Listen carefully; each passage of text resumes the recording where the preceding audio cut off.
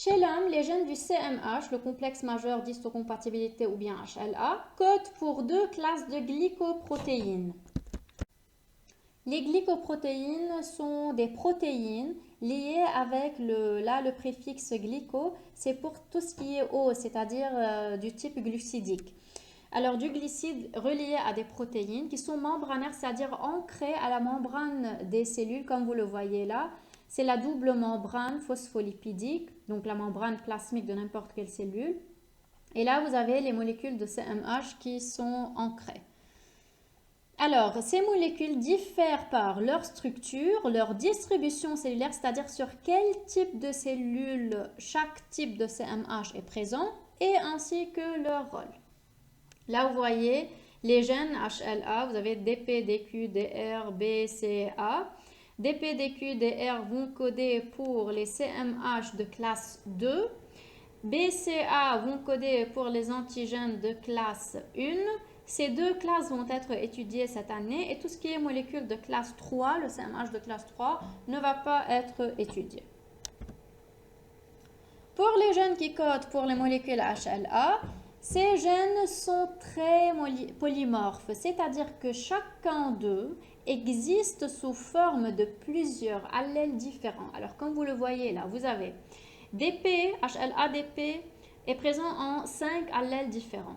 DQ en 10, DR en 15, B en 50, C en 10 et A en 25 allèles différents. Les gènes du HLA sur le bras court des chromosomes 6 sont représentés là, les voilà. Alors, nous avons plusieurs gènes, ça c'est de 1, 6 gènes différents pour coder pour le HLA. Et en plus, chacun de ces 6 représente plusieurs nombres d'allèles. Ce qui fait que ça va mener à vraiment un très grand polymorphisme et ce qui fait que ce HLA va donner l'identité des individus. On est unique du point de vue HLA. Nous ne pouvons pas avoir le même HLA exactement entre deux individus différents, même s'ils sont des frères et des sœurs. C'est seulement les vrais jumeaux, même pas les faux. Seulement les vrais jumeaux ont un même HLA parce qu'ils proviennent d'une même cellule œuf portant les mêmes gènes et les mêmes allèles. La diversité des molécules du CMH, comme je le viens de dire, elle provient, pourquoi ce polymorphisme? C'est-à-dire parce qu'on a 6 gènes pour coder le HLA, un grand nombre d'allèles pour chaque gène et tous les allèles sont codominants. Donc ça va s'exprimer en même temps, ces allèles présents. Et il n'y a pas un qui va masquer l'autre, donc ce n'est pas le dominant qui va s'exprimer, le récessif est plutôt caché dans la population. Non, c'est une codominance, ce qui fait cette grande diversité de HLA qui nous donne notre identité génétique immunologique. Cependant, il est à noter que chaque individu possède 2 allèles de chaque gène sur les chromosomes homologues, l'un d'origine paternelle, l'autre d'origine maternelle. L'expression des allèles du CMH étant codominante, chaque individu exprime à la membrane de ses cellules les protéines correspondant aux 2 allèles de chaque gène, comme je viens de le dire. Alors là, vous avez combinaison des gènes et leur expression en molécules CMH. Vous pouvez voir les gènes, les 2 allèles représentés par des couleurs différentes. Là, le second allèle est hachuré.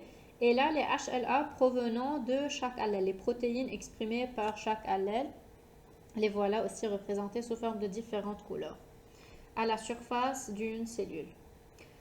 Dans toutes les cellules du corps, les molécules de protéines sont fragmentées en des peptides qui se présentent sur la surface cellulaire associée aux molécules HLA. Cette association est appelée le soi immunologique et je m'explique encore plus. Le HLA n'est pas nu. Donc ces molécules portent toujours un peptide pour le présenter. Alors, ces molécules, avec le peptide qu'elles portent, ensemble, ça forme le soi immunologique. Et donc, lorsque vous allez l'apprendre plus tard, lorsque les cellules immunitaires vont reconnaître, parce qu'on a déjà dit le système immunitaire, son rôle est de reconnaître et tolérer le soi. Comment ils reconnaissent le soi? En se liant aux molécules HLA avec le peptide du soi. Parce que si les molécules de HLA ne présentent pas le peptide du soi, c'est qu'il y a eu un problème au niveau de la cellule et qu'il faut éliminer cette cellule parce qu'elle n'appartient plus aux soins immunologiques et aussi vous allez mieux comprendre ça plus tard. Une remarque, un antigène est défini comme étant une grande molécule, généralement une protéine ou bien un sucre complexe porté par une cellule. Comme je dis, antigène A et B pour les groupes sanguins. Donc, ce sont une molécule qui est portée à la surface de cette cellule. Les molécules HLA sont donc considérées des antigènes. Pourquoi? Car elles sont des molécules protéiniques, les HLA, qui portent les antigènes qui sont aussi des protéines, des peptides. Et donc, vous savez déjà, les HLA sont portés par des cellules nucléées. Alors, tout le HLA peut être considéré comme étant un antigène, c'est-à-dire que ce sont des molécules antigéniques. Ces HLA peuvent présenter les antigènes du soi ou du non-soi ou du soi modifié. Lorsque je dis soi modifié, c'est quelque chose qui appartenait à mon corps, mais qui s'est modifié. Dans quel cas mon corps, mes cellules du corps modifient leur fonctionnement, modifient leurs protéines et leurs antigènes de surface? Dans le cas des cancers. Et ceci, vous allez le voir plus tard. Je passe là à un tableau qui vous montre les différentes classes de HLA, par quoi sont-elles codées, où sont-elles présentes. Les antigènes du soi ancrés à la surface de,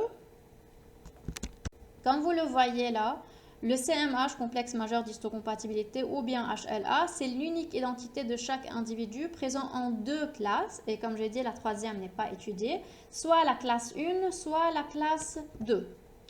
La classe 1, HLA de classe 1, est portée par toutes les cellules nucléées, excepté quelques cellules, vous n'en êtes pas responsable, comme les cellules de peau par exemple, c'est une cellule nucléée, la cellule du foie, les cellules des muscles, etc. N'importe quelle cellule du corps qui est nucléée porte le HLA de classe 1.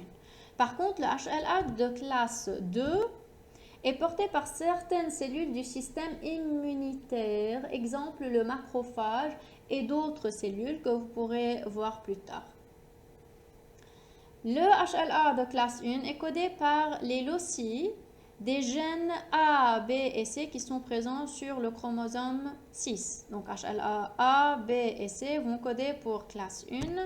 Et la classe 2 est codée par les loci DP, DQ, DR. Vous n'êtes pas responsable des loci, mais vous êtes responsable de savoir que les cellules nucléées portent le HLA1, et cellules immunitaires comme le macrophage portent HLA2.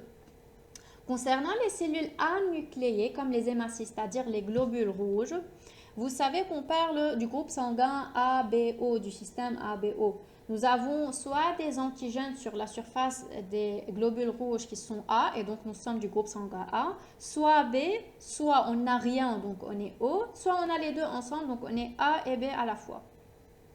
Ces cellules, puisqu'elles n'ont pas de noyau, elles n'ont pas de CMH, mais quand même elles doivent avoir une identité. C'est pourquoi nous avons les antigènes A et B, qui sont l'identité de ces cellules qui sont les hématiés des globules rouges du sang.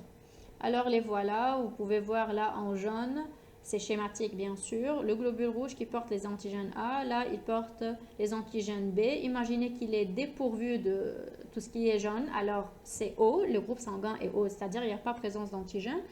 Ou bien les deux ensemble, le groupe sanguin est AB à la fois. Les antigènes déterminent le groupe sanguin de chaque individu qui est aussi un type d'identité propre à chaque individu, mais nous le partageons, c'est-à-dire il y a plusieurs personnes dans la population qui sont A, plusieurs qui sont B, plusieurs qui sont O. Ce n'est pas le même cas pour les HLA, je viens de le dire avant.